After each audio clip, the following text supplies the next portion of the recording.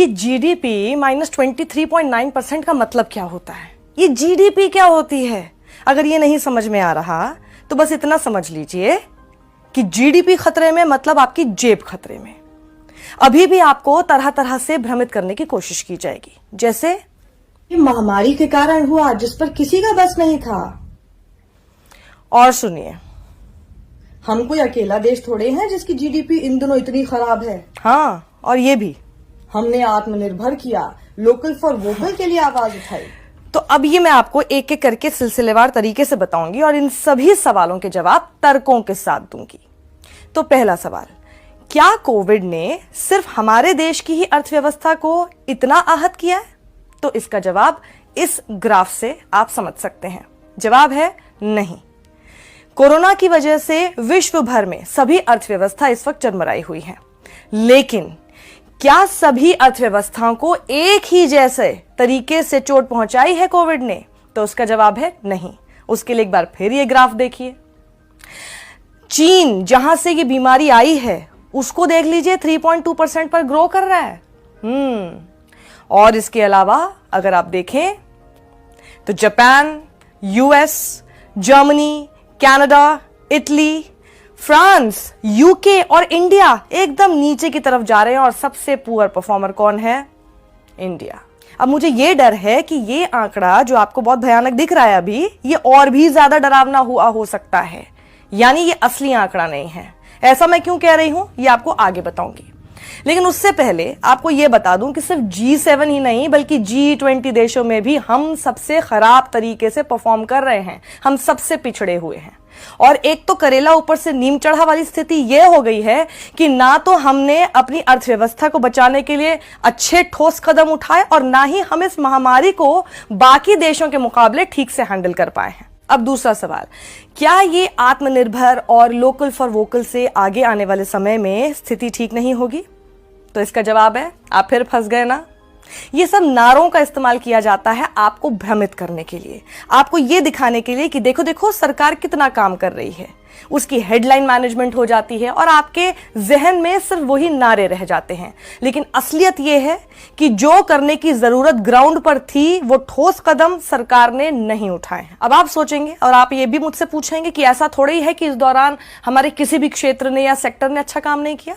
तो आप बिल्कुल सही कह रहे हैं। इस दौरान अगर किसी सेक्टर ने सबसे अच्छा काम किया है तो वो है हमारा कृषि क्षेत्र, एग्रीकल्चर, फिशिंग एंड फॉरेस्ट्री, जो अभी भी 3.4% की ग्रोथ से आगे बढ़ रहे हैं। और ये जरूर एक्ट ऑफ गॉड है, क्योंकि अगर इंद्रदेव मेहरबान नहीं होते तो हमारे किसानों को इतना अच्छा मॉनसून नहीं प्राप्त होता। अब आप आगे आ जाइए। कंस्ट्रक्शन सेक्टर ऑलमोस्ट 50% नीचे गिरा हुआ, मैन्युफैक्चरिंग सेक्टर ऑलमोस्ट 40% नीचे गिरा हुआ, और ट्रेड, होटल्स, ट्रांसपोर्ट जो पूरे लॉकडाउन में सबसे पूरी तरह से बंद थे, वो 47% नीचे गिरे। अब आप पूछेंगे तो ये तो हर देश में हुआ होगा ना? नहीं, इसका सबसे बड़ा कारण रहा 130 करोड़ की आबादी वाले देश में उस समय स्ट्रिक्टेस्ट लॉकडाउन लगा दिया गया जब केसेस 500 के आसपास ही थे।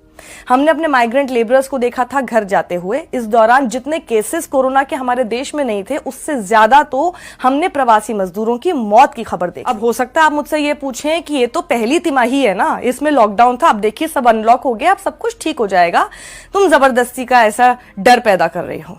तो मैं आपको बताऊं कि ये जून क्वार्टर जो है, जिसको पहली तिमाही आप बोल रहे हैं, इसके आंकड़े इतने इंपॉर्टेंट क्यों हैं ये मैं आपको समझाऊंगी। लेकिन उससे पहले जो मैंने आपसे पहले एक बात कही थी उसका जवाब दे देती हूं। मैंने आपसे पहले क्या कहा था कि मुझे डर है कि ये जो आंकड़ा है यानी कि जीडीपी -23.9%, ये ज्यादा हो सकता है और ये असली आंकड़ा नहीं है। वो इसलिए क्योंकि ये आंकड़ा तो सिर्फ ऑर्गेनाइज सेक्टर का आपके पास, अनऑर्गेनाइज सेक्टर जो सबसे वास्ट है हमारे देश में, उसका तो कोई आंकड़ा ही नहीं अभी तक। और जब उसका आंकड़ा, क्योंकि बंद तो सब कुछ था, खराब तो सब कुछ था, रुक तो सब कुछ गया था, तो जब अनऑर्गेनाइज सेक्टर इसके अंदर मिलता तो ये आंकड़ा कितना होता? एक्ट ऑफ गॉड, भगवान जाने। चलिए अब इस सवाल पर आ जाते हैं कि आखिर ये जून क्वार्टर का जो जीडीपी आंकड़ा है ये कितना इंपॉर्टेंट है। ये बहुत इंपॉर्टेंट है, और इंपॉर्टेंट इस लिहाज से है कि आने वाले समय में, यानी साल जो बचा हुआ है, उसकी इकोनॉमिक परफॉर्मेंस जो है वो इन आंकड़ों पर निर्भर करेगी। यानी इसका इफेक्ट आपको आने वाले समय में, आने वाला जो पूरा साल है उसकी इकोनॉमिक परफॉर्मेंस पर दिखाई देगा। अब ये जो फर्स्ट क्वार्टर है इसके अंदर सप्लाई कंस्ट्रेंट था। क्यों? जब बहुत स्ट्रिक्ट लॉकडाउन लगा दिया गया तो कई तरह से सप्लाई कंस्ट्रेंट शुरू हो गया, इकोनॉमिक एक्टिविटी बंद हो गई, आपकी जॉब्स पर आ गई, जॉब्स कई लोगों की चली गई, आपको लॉस ऑफ इनकम हो गया। जब आपको लॉस ऑफ इनकम होना शुरू हो गया, जॉब्स चली गई, तो ये जो सप्लाई साइड है ये डिमांड साइड की तरफ चली गई, यानी कि डिमांड कंस्ट्रेंट भी शुरू हो गए। कई लोग, जो कि आप हम सब ये करते हैं कि हमारे पास सेविंग्स होती हैं, हम बहुत हद तक अपने सेविंग्स पर निर्भर करते हैं, लेकिन जब हमारे हाथ में पैसा ही नहीं आएगा तो हम सेव कहां करेंगे? और जब हमें यह पता है कि हमारे पास सेविंग भी नहीं है, हाथ में पैसा भी नहीं आ रहा है, तो खर्च कौन करेगा? खर्च कोई नहीं करेगा। तो डिमांड कम हुई कि नहीं? अब अगर ये सारी समस्या को सही समय पर एड्रेस नहीं किया गया, यानी आपकी डिमांड को सही जगह पर सही समय पर एड्रेस नहीं किया गया, तो ये वापस से एक सर्कल लेते हुए फिर से सप्लाई कंस्ट्रेंट की तरफ चला जाएगा, जिससे इसकी शुरुआत हुई थी। और इसमें सबसे ज्यादा प्रभावित होंगे हमारे एमएसएमई, जिससे कि प्रोडक्शन कैपेसिटी एकदम खत्म हो सकती है, डिस्ट्रॉय हो सकती है। अब आप कहेंगे कि अब इन सब चीजों के बारे में बता तो दिया, अब इसका इंप्लीकेशन क्या होगा? जी हां, इंप्लीकेशन खराब है, डरावना है। आप पहले से प्रिपेयर्ड हो जाइए। जैसे कि आपने खबरें देखी है कि बहुत सारे ग्रेजुएट्स ऐसे ऐसे काम करने को मजबूर हो गए हैं जो उनकी स्किल, उनकी डिग्री को सूट नहीं करता। जैसे कि कोई कहीं पर सिक्योरिटी गार्ड का काम कर रहा है, कोई कहीं पर पैंट्री का काम कर रहा है, क्योंकि जॉब्स नहीं है। अभी तक जॉब नहीं थी, लेकिन शायद कुछ हद तक उम्मीद थी। लेकिन आने वाले समय में अब वो उम्मीद भी इन आंकड़ों की वजह से उन लोगों की जाती हुई नजर आ सकती है जिनकी जॉब्स गई थी। यानी अब लॉस ऑफ जॉब्स के साथ लॉस ऑफ होप भी हो सकता है, गरीबी बढ़ सकती है, भूखमरी बढ़ सकती है, कुपोषण का शिकार छोटे बच्चे हो सकते हैं। और तो और कई लोग जो कि गांवों की तरफ से अर्बन एरियाज में इसलिए आएंगे कि उनको वहां पर आकर नौकरी मिले, एम्प्लॉयमेंट मिले, लेकिन मिलेगी नहीं क्योंकि काम नहीं है। और जब काम नहीं मिलेगा, आए वो वहां पर है, तो हो सकता है कि आपको सड़कों पर भीख मांगते हुए लोग ज्यादा नजर आ जाए। तो इसलिए अब आप ये भी कहेंगे कि फिर आप ही बताइए सोल्यूशन क्या? देखिए, हमारे सोल्यूशन बताने से तो कुछ होता नहीं, क्योंकि सोल्यूशन लगातार सरकार को बताए जाते हैं, लेकिन सरकार कुछ करती नहीं है, सरकार सुनती नहीं है। सोल्यूशन हर चीज के हर कदम पर होते हैं, लेकिन आपको उसके ऊपर काम करना होता है। इसका पहला सोल्यूशन तो यह है कि हमेशा ऐसे लोगों के साथ और बात करते रहिए, समझते रहिए, जो कि इकोनॉमिक एक्सपर्ट्स हैं। उनके साथ बैठकर, अगर आप वाकई अपनी अर्थव्यवस्था को ठीक करना चाहते हैं, उनके साथ बैठकर बात कीजिए, समझिए, और उसको फिर आप ग्राउंड पर लेकर आइए। अब इसका सबसे पहला सोल्यूशन तो यह है कि आपको मनरेगा को डबल लिमिट कर देनी चाहिए। उसका जितनी लिमिट आपने अभी तक दी है उसको आप बढ़ा दीजिए। उसमें कानून का कोई लेना देना नहीं है, वो आप खुद से भी कर सकते हैं। आपको अर्बन एम्प्लॉयमेंट गारंटी करनी पड़ेगी, यानी ज्यादा से ज्यादा लोगों को अर्बन एरियाज में एम्प्लॉयमेंट मिले, इसकी भी गारंटी आपको करनी पड़ेगी। तब जाकर लोग वहां पर वापस भी आएंगे, वहां पर आकर काम करना शुरू करेंगे, और उनको ये बात की उम्मीद रहेगी कि उनको जॉब मिलेगी, गारंटी है।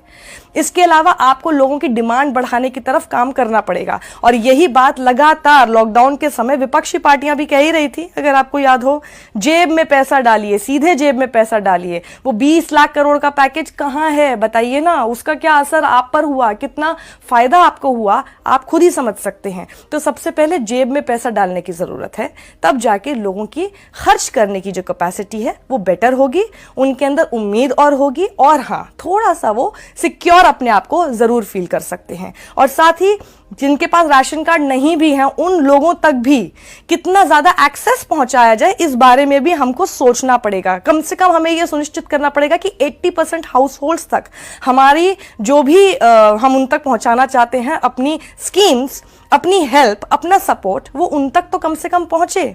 और लास्टली मैं आपको बता दूं, 1 सितंबर से ही जो ईएमआई के आपके बोझ थे, यानी कि जो इतने दिनों से आपके ऊपर नहीं थे, वो वापस से आने वाले हैं।